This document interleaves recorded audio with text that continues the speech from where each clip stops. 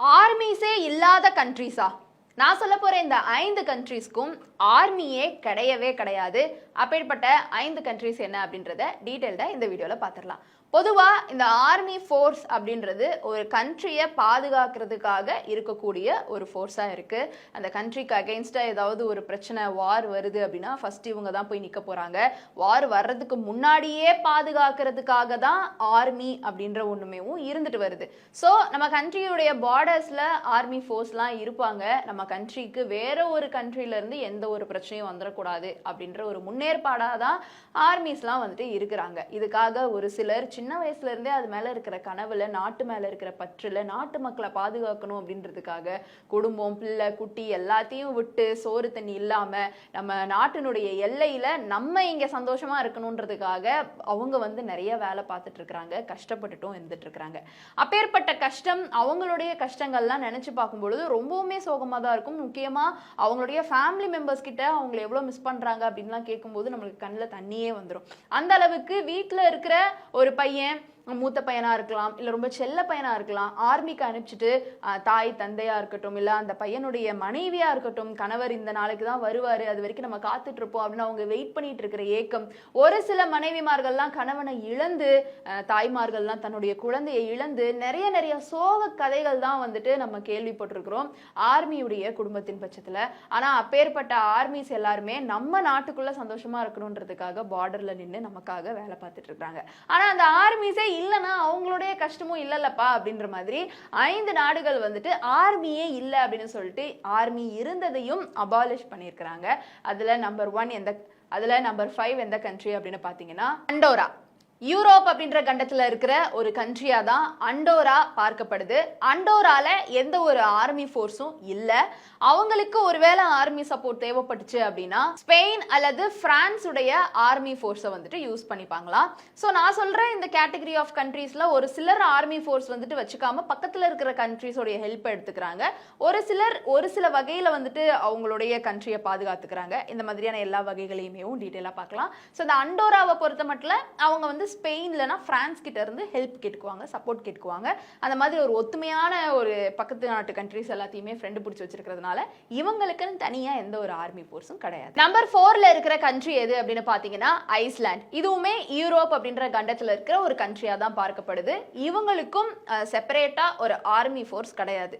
சரி, ஒருவேளை ஒரு ப்ராப்ளம் வருது, இவங்களை யாரு ப்ரொடெக்ட் பண்ணுவாங்க அப்படின்னு பாத்தீங்கன்னா இவங்க கண்ட்ரிலேயே இருக்கிற போலீஸ் ஃபோர்ஸை யூஸ் பண்ணிப்பாங்க, இல்ல கடலோர காவற்படையை யூஸ் பண்ணிப்பாங்க, இல்ல NATOவை யூஸ் பண்ணிக்கிறாங்க. NATO அப்படின்றது வந்து இந்த சோவியத் யூனியனுக்காகவே வைக்கப்பட்டிருக்கிற ஒரு மிலிட்டரி ஃபோர்ஸ் இருக்கும். அவங்களுக்கு தேவையான மிலிட்டரி ஃபோர்ஸை வந்து அங்க இருந்து எடுத்துட்டு வந்துக்கலாம். இந்த NATOட ஃபுல் ஃபார்ம் என்னன்னு பாத்தீங்கன்னா north Atlantic treaty organisation. So இங்க இருந்து அவங்களுக்கு தேவையான ஃபோர்ஸ் வேணும் அப்படின்னா ஐஸ்லாந்து வந்துட்டு வாங்கிப்பாங்க. ஸோ ஐஸ்லாந்துக்கும் அவங்களுக்குன்னு தனியான எந்த ஒரு ஆர்மி ஃபோர்ஸும் கிடையாது. இந்த லிஸ்ட்ல 3வது இருக்கிற கண்ட்ரி எதுன்னு பாத்தீங்கன்னா பனாமா. பனாமா வந்து சென்ட்ரல் அமெரிக்கால இருக்கிற ஒரு கண்ட்ரியா பார்க்கப்படுது. இவங்க 1994ல அவங்களுக்கு இருந்த ஆர்மி ஃபோர்ஸை டிஸ்மேண்டில் பண்ணியிருக்காங்க. ஆர்மியே எங்களுக்கு வேணாம் அப்படின்னு. இதுக்கு என்ன காரணம் அப்படின்னு பாத்தீங்கன்னா US உடைய அந்த இன்வேஷன் தான். US வந்து இவங்களுக்கு இருக்கிற அந்த ஆர்மி ஃபோர்ஸை வந்துட்டு கம்ப்ளீட்டா வந்து மிஸ்யூஸ் பண்ணிட்டாங்க. அவங்க அந்த ஆர்மியில அப்போ ஹெட்டா இருந்த ஒரு பர்சனை வேலையை விட்டு தூக்கிட்டு அவங்களுடைய இன்வேஷன்ல வந்து இந்த பனாமாவை வந்து ரொம்ப டார்ச்சர் பண்ணியிருக்காங்க. இதனுடைய எண்டில் தான் கிட்டத்தட்ட 1994 கிட்ட வந்து அவங்க ஒரு மன உளைச்சல்ல இருந்து வெளியில வந்து இனிமே எங்களுக்கு ஆர்மியே வேணாம், ஆர்மின்னு இருந்ததுன்னா அதை யாராவது வந்து மிஸ்யூஸ் பண்ணிடுறாங்க, அப்புறம் எதுக்கு அது இருக்கணும், ஆர்மியே எங்களை பாதுகாக்கிறதுக்காக தான், ஆர்மியவே பாதுகாக்க முடியலையே அப்படின்ற ஒரு சூழல்ல ஆர்மியே வேணாம் அப்படின்ற ஒரு முடிவுக்கு வந்திருக்காங்க. இவங்களுக்கு ஒருவேளை செக்யூரிட்டி வேணும், பார்டர் செக்யூரிட்டிலாம் வேணும் அப்படின்னா அங்க இருக்கிற சிவிலியனே தான் வந்துட்டு அதுக்கு வந்து சப்போர்ட் பண்றாங்க.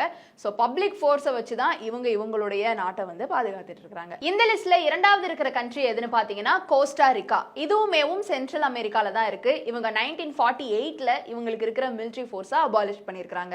எதுக்கு அப்படின்னு பாத்தீங்கன்னா நிறைய reasons, political reason, financial reason, இந்த மாதிரிலாம் நிறைய ரீசன்ஸ் வந்துட்டு அவங்களுக்கு இருக்கு.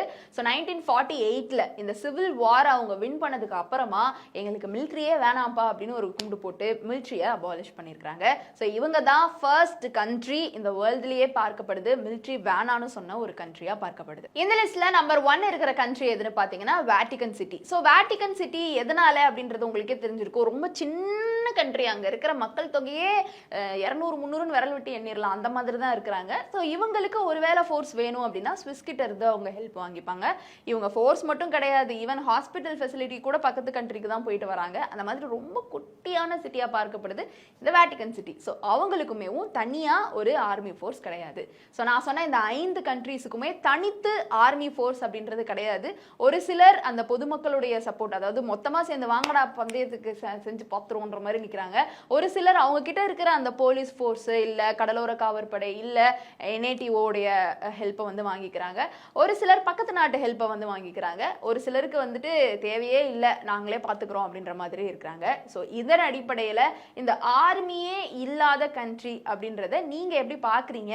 அண்ட் இதை பற்றின உங்களுடைய கருத்துக்கள் இருந்தாலும் கீழே கமெண்ட் பாக்ஸில் ரியா என் கூட ஷேர் பண்ணலாம்.